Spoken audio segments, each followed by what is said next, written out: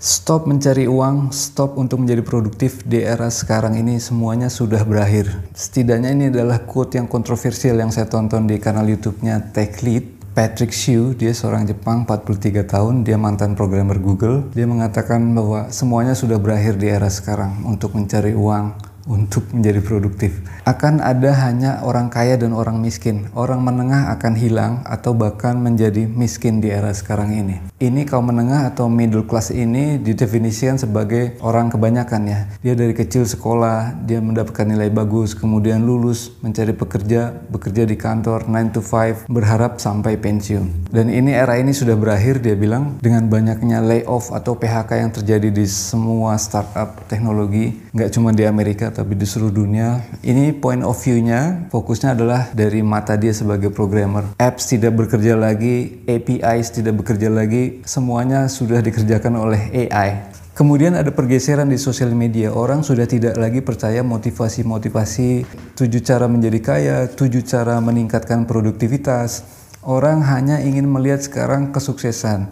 Mereka pengen lihat Lamborghini, mereka pengen lihat rumah mewah, mereka pengen lihat traveling dengan yacht. Dan itu semua yang ingin orang lihat di sosial media saat ini. Mereka tidak tertarik lagi bagaimana mencari uang. Mereka hanya ingin melihat bagaimana cara menikmati hidup dengan uang yang dimiliki. Dan itu adalah 3 level di atas dari cara mencari uang. Yang pertama adalah mencari uangnya. Yang kedua adalah mendapatkan hal-hal tersebut yang bisa membuat vibe positif. Yang ketiga adalah memiliki waktu yang banyak untuk menikmati hal-hal tersebut. Dan ini juga terjadi pergeseran di cara orang bekerja. Orang tidak mau lagi bekerja 9 to 5. Sekarang perusahaan lebih suka outsourcing, lebih suka work from home, lebih suka kontrak. Tidak ada lagi sampai puluhan tahun seperti dulu sampai pensiun. Dan dia menganalogikan situasi sekarang ini seperti kapal Titanic yang sedang tenggelam. Bagaimanapun kerasnya kita, bersusah payahnya kita mencegah agar Titanic tidak tenggelam, tetap kapal itu akan tenggelam. Itu yang terjadi di semua negara sekarang, dia bilang. Satu-satunya cara adalah ya kita menyelamatkan diri. Kita memakai sekoci-sekoci kecil, perahu-perahu kecil untuk keluar dari kapal Titanic. Dan ini menarik buat saya karena walaupun pahit, apa yang dia katakan itu benar. Sekeras-kerasnya apapun kita bekerja sekarang,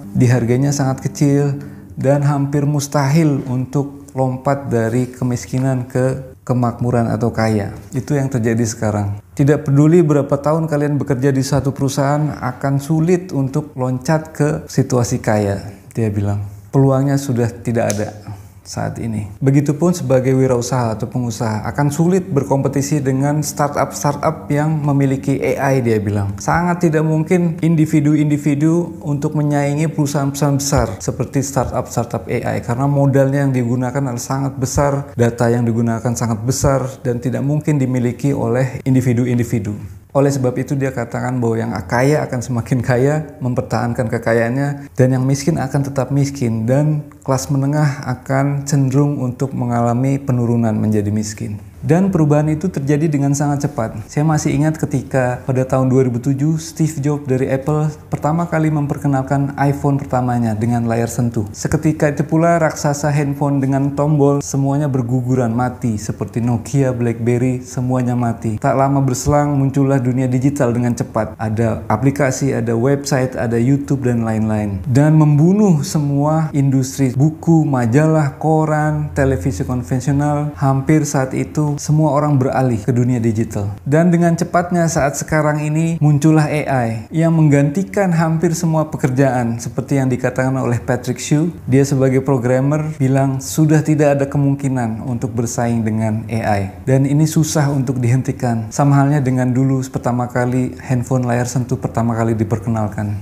Dan dari menonton video ini ada beberapa hal positif yang saya ambil. Walaupun ini videonya sangat terdengar depresif ya. Tapi tetap ada poin-poin yang menarik buat saya. Bahwa hidup itu ada kalanya tidak apa-apa untuk tidak melakukan apapun. Karena memang situasinya tidak pas. Sekuat apapun, sekeras apapun kita mencoba, kadang kita tidak memenuhi hasil yang kita inginkan. Dan itu alami dan wajar.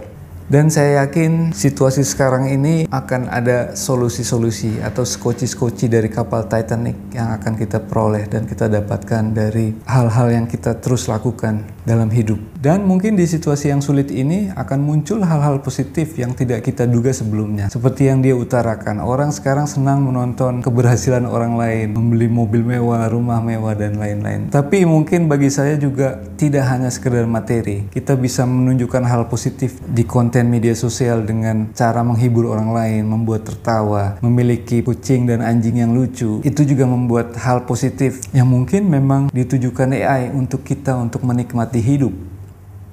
Gimana menurut kalian?